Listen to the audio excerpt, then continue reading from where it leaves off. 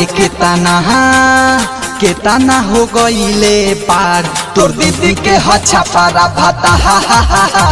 तोर दीदी के हच्छा पारा भाता सबसे पंगली है छापरा से ना जल्ले। अरे सुना रे हे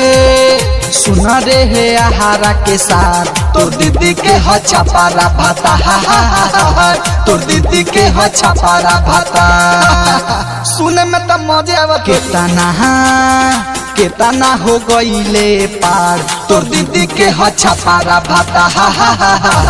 तोर दीदी के हच्छा पारा भाता तोर दीदी के हच्छा पारा भाता भइल बा गौआ में हाला कि सगरो सुनाला तोर दीदिया के जोर नइखे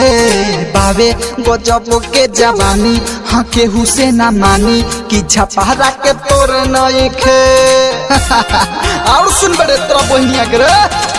भइल बा गौआ में हाला कि सगरो सुनाला तोर दीदिया के जोर नइखे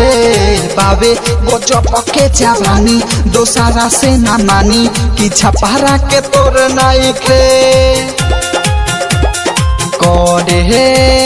करे खूबे नाचा करे खूबे नाचार तोर दीदी के हच्छा पारा भाता तोर दीदी के हच्छा पारा भाता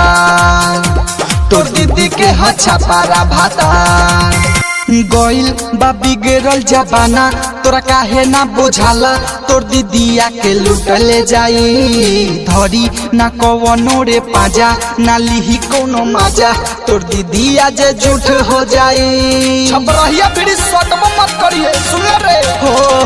गइल बा बिगड़ल जबाना तोरा काहे ना बुझाला तोर दीदिया के लुटले जाई धरी ना कवनो रे पाजा ना लिही केहू माजा तोर दीदी जदी झूठ हो जाई